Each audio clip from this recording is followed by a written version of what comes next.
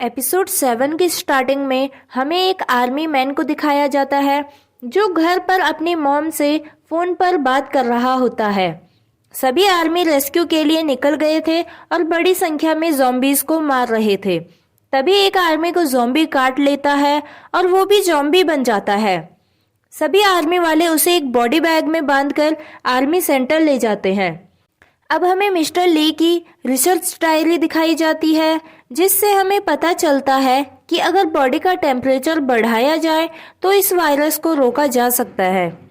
और अब वो ये एक्सपेरिमेंट अपनी बीवी और बच्चे पर करने लगता है, जो मिस्टर ली की वजह से ही इस वायरस से इन्फेक्टेड थे। दूसरी तरफ हम ओंजू के डैड को देखते हैं, जो रिवर से बाहर निकल आते हैं और अपनी बेटी को ढूंढने के लिए निकल जाते हैं। वहीं क्लासरूम में नामरा सुयोक से कहती है कि वो उसे बाइट करने वाली थी, लेकिन उसने ऐसा नहीं किया क्योंकि उसने पहली बार उसे अपना नाम कहते सुना। सुयोक नामरा को कहता है कि वो उसे पसंद करता है, लेकिन वो उससे ये बात कभी भी कह नहीं पाया क्योंकि वो एक अच्छी स्टूडेंट है और बहुत सुंदर भी है। नामरा भी अपनी फीलिंग्स को शेयर करते हुए कहती है कि वो भी उसे पसंद करती है और अब वो उसे किस करती है।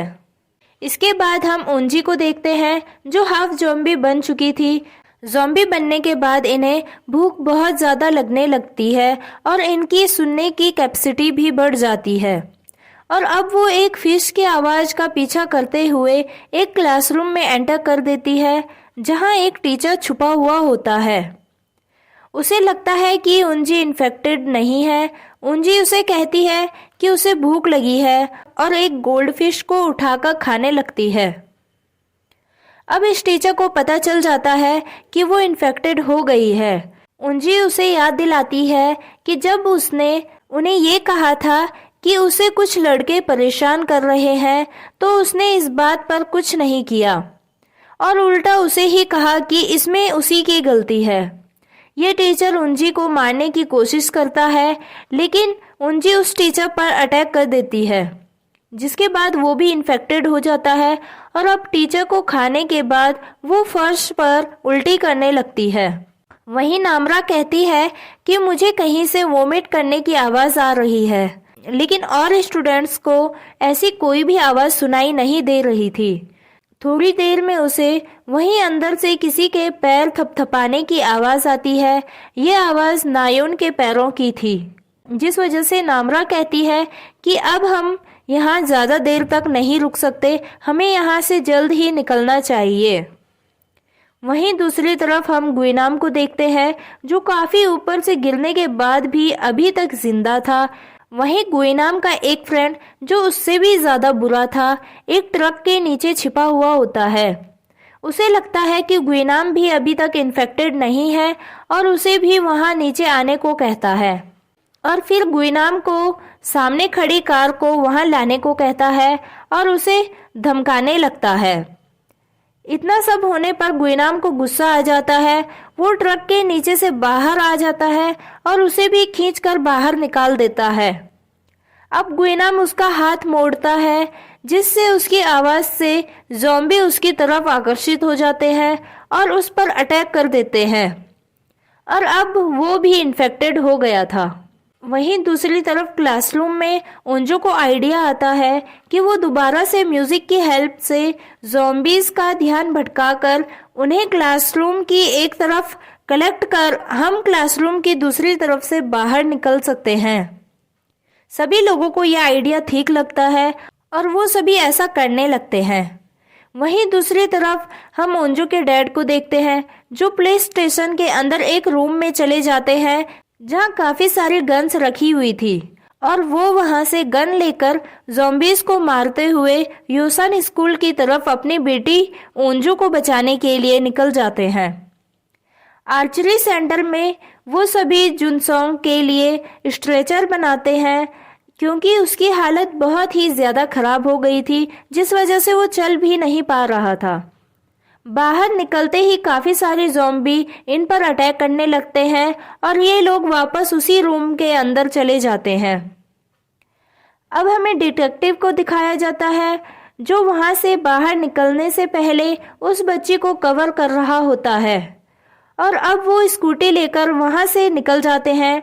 डिटेक्टिव स्कूटी चला रहा था, पुलिसमैन पीछे बैठकर ज़ॉम्बीज़ को डंडे से मार रहा होता है। थोड़ी आगे चलने पर इन्हें किसी की हेल्प मांगने की आवाज़ आती है, जो उसी व्लॉगर की आवाज़ थी जो ज़ॉम्बीज़ को देखने के लिए इस जगह पर आ गया था और अब खुद ज़ॉम्बीज़ से बचकर इधर उधर भाग रहा था।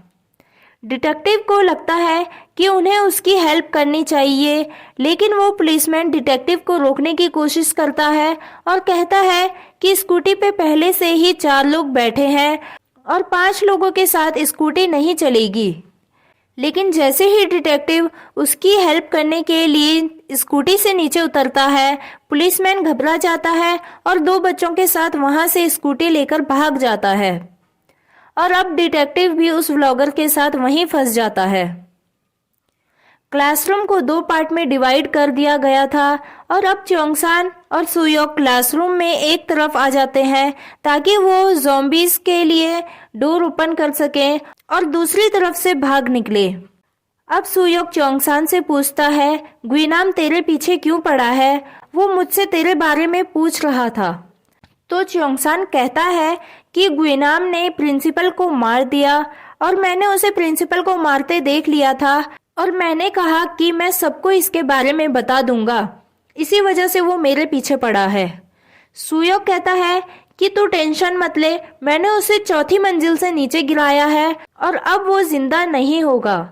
ये सुनकर चोंगसान थोड़ा टेंशन फ्री हो जाता है। सुयोक चोंगसान को बताता है कि मैं नामरा को पसंद करता हूँ, तो तू उंजो के साथ रह सकता है और उसे अच्छे से ट्रीट किया कर।